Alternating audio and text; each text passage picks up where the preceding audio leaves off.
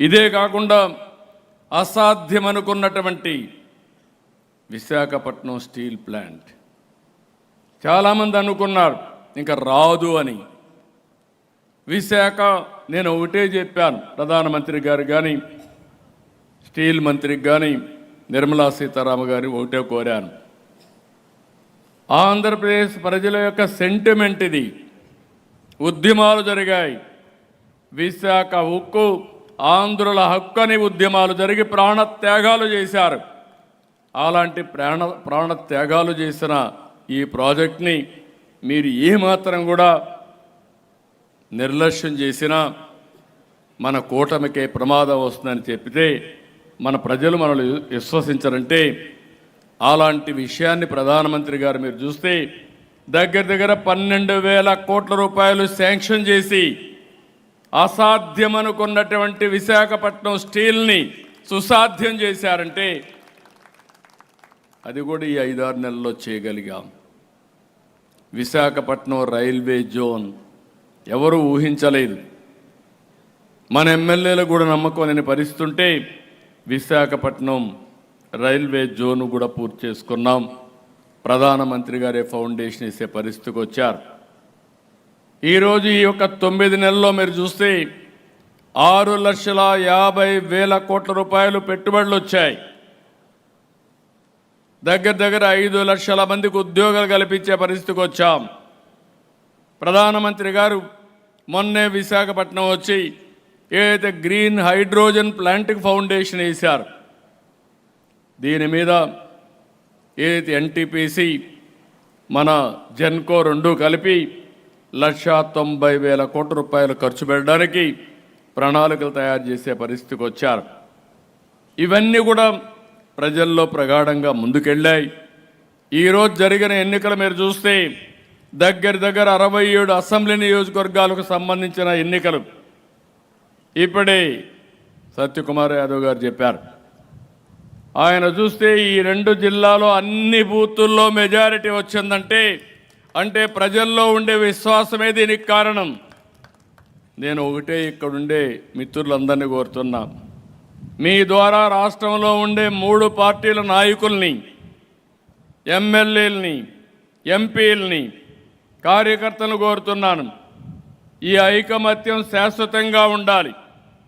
ఒకరిని ఒకరు గౌరవించుకునే మంచి సాంప్రదాయానికి మీరు శ్రీకారం చుట్టాలి, కలిసి పనిచేయాలి. అదే మరిగా ఈ 3 పార్టీలు కానీ ప్రజల్లో మీరుంటే ఈ రాష్ట్రంలో భవిష్యత్తులో కూడా ఏ పార్టీకి అవకాశం ఉండదు, ఎప్పుడూ ఎన్డీఏనే ఇక్కడ గెలుస్తుంది. ఇది కూడా ఎప్పుడు కూడా మనం చూస్తున్నాం.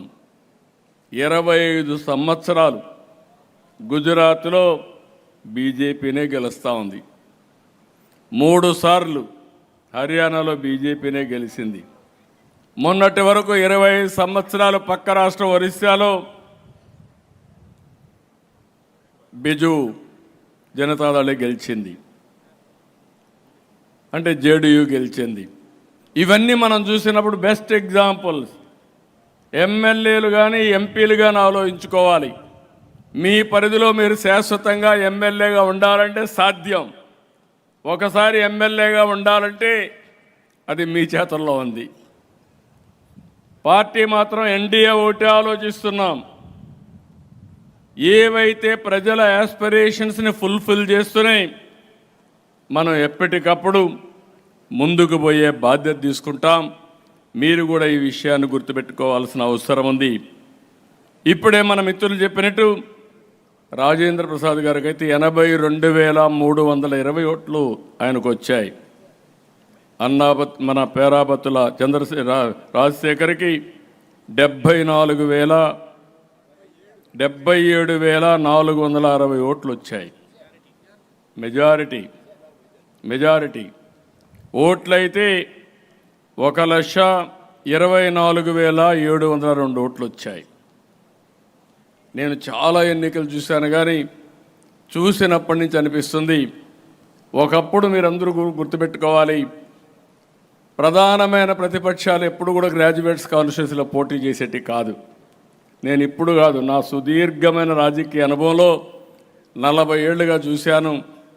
ఎవరు అప్పుడు కూడా కొంతమంది ఇంటలెక్చువల్స్ ఇండిపెండెంట్లుగానో జనసంఘ పేరుతోనో బీజేపీ పేరుతో అప్పుడప్పుడు బీజేపీ గెలిచారు. అప్పుడు కూడా మేము కూడా సపోర్ట్ చేశాం. తర్వాత కూడా ఒకసారి సపోర్ట్ చేసినప్పుడే గెలిచారు ఆంధ్రప్రదేశ్ వరకు. అదే వైజాగ్లో సపోర్ట్ చేశాం. అంత మునుపు తెలుగుదేశం పార్టీ ఎందుకో కానీ శ్రద్ధ పెట్టలేదు. అది కడపతో ప్రారంభించాం. అది మీరు చూస్తే ఏదైతే రాయలసీమ వెస్ట్తో ప్రారంభించి రాయలసీమ ఈస్ట్తో మొదలుపెట్టి విశాఖపట్నంతో అక్కడి నుంచి శ్రీకారం చుట్టి 5 గ్రాడ్యుయేట్స్ కాన్స్టిట్యున్సీలు గెలిచే పరిస్థితి వచ్చామంటే అది ఒక పెద్ద అనుభూతి అని చెప్పి కూడా నేను మీకు తెలియజేస్తున్నా. ఈరోజు మనం ఇవన్నీ చూసిన తర్వాత మనం అందరం ఒక విషయం గుర్తుపెట్టుకోవాల్సిన అవసరం ఉంది. ఏ వ్యక్తి అయినా రాజకీయాల్లో ప్రజలకు మంచి చేస్తే, ప్రజలతో మనం ఉన్నామని నమ్మితే ప్రజలు వదిలిపెట్టరు. ఇప్పుడు నేనుంది కుప్పం నియోజకవర్గంలో. ఇప్పటికీ దగ్గర 7 సార్లు గెలిచాను, 8 సార్లు గెలిచాను. 40 సంవత్సరాలు. అన్ని నియోజకవర్గాల్లో కొన్ని నియోజకవర్గాలు ఇలాంటివి ఉన్నాయి. అంత మునుపు 5 సంవత్సరాలు ఉన్నాను, అది వేరే విషయం. ఇంకొక కాన్స్టిట్యున్సీలో ఇవన్నీ మనం చూసినప్పుడు ప్రజలకు మనం అందుబాటులో ఉండడం, మన నియోజకవర్గాన్ని మనం నర్చర్ చేయడం, ఎక్కడికక్కడ మనం చేయగలిగితే ఎప్పుడూ గెలిచే అవకాశాలు ఉంటాయని చెప్పి కూడా నేను మీకు తెలియజేస్తున్నా. ఇంకొక పక్కన ఈరోజు నేను మిమ్మల్ని అందరినీ కోరేది ఒకటే. ఈరోజు చాలా సమస్యల్లో కూడా మనం చూసినప్పుడు బాధ్యతలు చాలా ఉన్నాయి. నేను 4వ ముఖ్యమంత్రి. ఇప్పుడు కూడా నాకు ఒకసారి తలుచుకుంటే నిద్ర రావడం లేదు. లెక్కలు చూస్తే నాకు అంతు పట్టడం లేదు. సూపర్ 6 చెప్పాం. ఇంకొక పక్కన అనేక హామీలు ఇచ్చాం. ఇంకొక పక్క ఖజానా చూస్తే ఏం చేయాలనో దిక్కుదోచని పరిస్థితి. కేంద్రాన్ని అడగాలంటే ఏం అడగాలనో తెలియని పరిస్థితి. ఎందుకంటే ఏదో ఒక లెక్క అడగాలి కదా, ఆ లెక్క అడగాలంటే ఎక్కడ దిక్కులేని పరిస్థితి వచ్చింది. ఇలాంటి క్లిష్టమైన పరిస్థితులు వచ్చినప్పుడు చెప్పిన మాట నిలబెట్టుకోవడానికి ఎన్డీఏ ప్రభుత్వం రాష్ట్రంలో అనునిత్యం ఆలోచిస్తున్నామని మరొక్కసారి మీ అందరికీ హామీ ఇస్తున్నా. ఎక్కడా ఇవ్వని విధంగా ఇచ్చాం. ఇప్పుడే అన్ని డీటెయిల్స్ చెప్పారు కాబట్టి నేను మళ్ళీ పోవడం లేదు. పెన్షన్స్ విషయంలో మొదటి సంతకం పెట్టి ఏప్రిల్ నుంచే అరియర్స్ కూడా ఇస్తామని చెప్పి అరియర్స్ కూడా ఇచ్చిన ఏకైక ప్రభుత్వం ఎన్డీఏ ప్రభుత్వం. ఇక్కడ అన్నా క్యాంటీన్లు పెట్టాం. అదే మరి మిగిలిన మనం చెప్పినట్టు అన్నీ చేసి మళ్ళీ ఏ విధంగా చేయాలని ఆలోచిస్తున్నా. మనం మాట ఇచ్చాం, చెప్పాం, ప్రజలు మన మీద నమ్మకం పెట్టుకున్నారు. అందుకే తొందరలోనే తల్లికి వందనం ఇవ్వాలని, అదే సమయంలో రైతుకి ఇవ్వాల్సిన అన్నదాత రైతుకి ఇవ్వాలని, ఇంకో పక్క మత్స్యకారులకి మనం వాళ్ళు వేటకు పోయే సమయంలో హాలిడే ఇస్తారు. ఆ సమయంలో 20,000 రూపాయలు ఇస్తున్నాం. అది నిలబెట్టుకోవడానికి అన్ని ప్రయత్నాలు చేస్తున్నాం. నాకు ఒక నమ్మకం ఉంది, ఎట్టి పరిస్థితుల్లో వారికి కూడా ఇచ్చి వారి నమ్మకాన్ని నిలబెట్టుకుంటామని మరొక్కసారి మీ అందరికీ హామీ ఇస్తున్నా. ఈరోజు మనల్ని గెలిపించింది గ్రాడ్యుయేట్స్ గెలిపించారు, చదువుకున్న వాళ్ళు గెలిపించారు. అప్పుడు 57% అయితే ఇప్పుడు 67, 63%కి వెళ్ళే పరిస్థితి వచ్చింది. అంటే నమ్మకం పెరిగింది. దీన్ని మనం అందరం గుర్తుపెట్టుకోవాల్సింది. ఎవరైతే గ్రాడ్యుయేట్స్ ఉన్నారో వారందరికీ విజ్ఞప్తి చేస్తున్నా, మనస్ఫూర్తిగా కూటమి తరపున మీకు ధన్యవాదాలు తెలియజేస్తున్నా. అచంచలమైన విశ్వాసం పెట్టుకున్నారు. మీరందరూ కలిసి ఓటేశారు. అది నేను గుర్తుపెట్టుకుంటాం. కానీ ఈరోజు రాష్ట్రంలో ఎప్పుడూ రాని విధంగా మళ్ళీ ఒకసారి చెప్తున్నా, ఎక్కడైతే డబల్ ఇంజన్ సర్కార్ ఉంటుందో అక్కడ అభివృద్ధి ఉంటుంది. మన రాష్ట్రంలో డబల్ ఇంజన్ సర్కార్ ఉంది. కేంద్రం రాష్ట్రం కలిసి సమిష్టిగా పనిచేస్తాం. కేంద్రంలో ఎలాంటి ఇబ్బందులున్నా రియల్ టైంలో పరిష్కారం చేసుకుని ఒకరిని ఒకరు స్ట్రెంగ్తన్ చేసుకుంటూ ముందుకు పోయే సాంప్రదాయానికి శ్రీకారం చుట్టాం. దీనివల్ల మెరుగైన ఫలితాలు వస్తాయని చెప్పి కూడా నేను మీకు తెలియజేస్తున్నా. ఈరోజు తెలుగుదేశం ఈ యొక్క ఎన్డీఏ పార్ట్నర్సే కాకుండా చదువుకున్న వ్యక్తులు ప్రతి ఒక్కరూ ఆలోచించాల్సిన అవసరం ఉంది. ఉపాధ్యాయులు, రిటైర్ అయిన వ్యక్తులు, ఇప్పుడు పనిచేసే ఎంప్లాయీస్ అందరూ గవర్నమెంట్లో, ప్రైవేట్లో పనిచేసే వ్యక్తులు, లేకుంటే అన్ఎంప్లాయీగా ఉన్న వ్యక్తులు మీరు కూడా ఆలోచించుకోవాల్సిన అవసరం ఉంది. భవిష్యత్తులో నాలెడ్జ్ ఎకానమీ ప్రగాఢమైన రోల్ ప్లే చేయబోతుంది మన దీంట్లో. అలాంటి నాలెడ్జ్ ఎకానమీలో కీలక పాత్ర పోషించవలసిన బాధ్యత ఈ యొక్క గ్రాడ్యుయేట్స్కి ఉంది. అందుకే నేను చాలా స్పష్టంగా ఏదో 40 ఏళ్ళకు 50 ఏళ్ళకు చెప్పడం లేదు. స్వర్ణాంధ్ర విజన్ 2047 ఎగ్జాక్ట్గా ఇప్పటి నుంచి 23 ఏళ్ళు. హైదరాబాద్ డెవలప్ చేసింది 95 నుంచి డెవలప్ చేస్తే 30 ఏళ్లలో ఒక ప్రూఫ్ ఆఫ్ కాన్సెప్ట్ మన కళ్ళ ముందర కనపడుస్తూ ఉంది. మళ్ళీ నేను హామీ ఇస్తున్నా, ప్రజలను కోరుతున్నా, విద్యావంతులు ముందుండాలని చెప్పి అప్పీల్ చేస్తున్నా.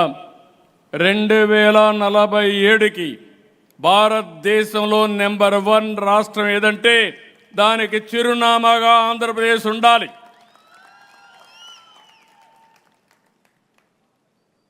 ఆ రోజు ఒక ఇనిషియేటివ్ తీసుకుంటే, ఐటీకి ప్రాధాన్యత ఇస్తే ప్రపంచంలోనే హైయెస్ట్ పర్ క్యాపిటా ఇన్కమ్ ఎవరు సాధిస్తున్నారంటే తెలుగు వాళ్ళు సాధించే పరిస్థితికి వచ్చారు. అది తెలుగు వారికి సాధ్యం. ఆ విషయం గుర్తుపెట్టుకోవాల్సిందిగా కోరుతున్నా. నేను 2047కు మాట్లాడడం లేదు. పోయిన సంవత్సరం ఇప్పుడు మనం వచ్చే 9 నెలలు అయింది. 9 నెలల్లో మీరు అభివృద్ధి చూస్తే 12.94% వచ్చింది. దానివల్ల జరిగింది ఊహించిన విధంగా తలసరి ఆదాయం పెరిగింది. పోయిన సంవత్సరానికి ఈ సంవత్సరానికి లెక్కేసుకుంటే ప్రతి ఒక్క వ్యక్తి తలసరి ఆదాయం గణనీయంగా పెంచాం. ప్రతి నెల ప్రతి సంవత్సరం ఏ విధంగా ఆదాయం పెరుగుతుంది, తలసరి ఆదాయం పెరుగుతుంది, వాళ్ళ జీవన ప్రమాణాలు పెరుగుతాయో ఒక కొలమానంగా ముందుకు పోతామని చెప్పి కూడా నేను మీకు తెలియజేస్తున్నా. ఈరోజు మనం చూస్తున్నాం, నేను వేరే పార్టీలను ఇప్పుడు విమర్శించడం లేదు, అవసరం లేదని నా అభిప్రాయం. నేను మాట్లాడే మాటలే ప్రజలకు కావాల్సింది కానీ నేను చేసే పనులు కావాలి కానీ వాళ్ళ గురించి విమర్శించే సమయం కూడా వేస్ట్ చేసుకోవడం కూడా నాకు ఇష్టం లేదు. ఈరోజు మీరు చూసినప్పుడు ఒక స్పష్టమైన లక్ష్యాలతో ముందుకు పోతున్నాం. వెల్తీ, హెల్తీ, హ్యాపీ సొసైటీ లక్ష్యంగా ఈరోజు ఎన్డీఏ ముందుకు పోతా ఉందని మరొక్కసారి తెలియజేస్తున్నా.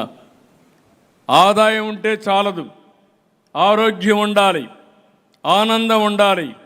ఇవన్నీ జరగాలంటే ఒక ప్రాపర్ ఎకోసిస్టమ్ కూడా ఉండాల్సిన అవసరం ఉంది. అందుకే రాష్ట్రంలో ఉండే చదువుకున్న వారందరినీ కోరుతున్నా, zero poverty, P4 hour policy.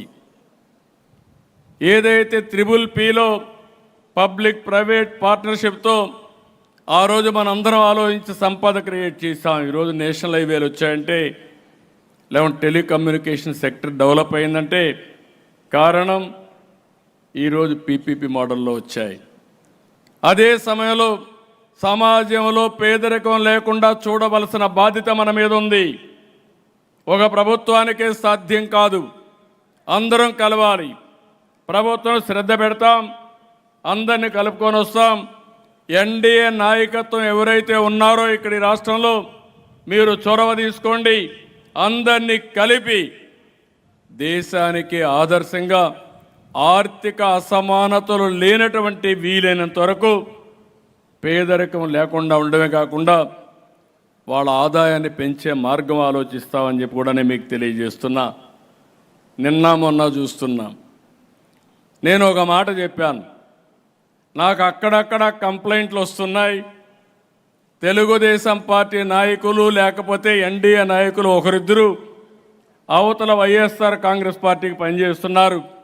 మీరు పని చేయాల్సింది ఎన్డీఏ నాయకులకు పని చేయాలని చాలా స్పష్టంగా చెప్పాను. దీంట్లో నష్టం లేదు. అర్హులందరికీ సంక్షేమ కార్యక్రమాలు చేస్తాం, ప్రజలందరికీ అభివృద్ధి కార్యక్రమాలు చేస్తాం. అదే సమయంలో రాజకీయ పరిపాలన ఉంటుంది, సుపరిపాలన ఉంటుంది. ఆ రాజకీయ సుపరిపాలనలో భాగస్వాములు ఎన్డీఏ నాయకత్వాన్ని మరొక్కసారి స్పష్టం చేస్తున్నా. ఒక ట్రస్ట్ బోర్డు ఉంది, ఎన్డీఏ నాయకులు ఉంటారు. ఒక కార్పొరేషన్ ఉంటుంది, లేదంటే ఇంకొక దగ్గర ఉంటాం. ఎన్డీఏ నాయకత్వం కూర్చొని డిసైడ్ చేస్తాం. ఆ గౌరవం ఎన్డీఏ నాయకులకు ఉండాలని తప్ప వైఎస్ఆర్ కాంగ్రెస్ పార్టీతో ఎవరైనా లాలూచి పడతారేమోని ఆ మాట చెప్పాను. దీంట్లో గింజుకుంటున్నారు వైఎస్ఆర్ కాంగ్రెస్ పార్టీ. అంటే మన వాళ్ళని కూడా లంచాలు ఇచ్చి ఎక్కడికక్కడ అవినీతి పనులు చేసుకోవాలని చూస్తున్నారు. కానీ కబద్దార్, జాగ్రత్తగా ఉండండి, మీ ఆటలు సాగనివ్వను.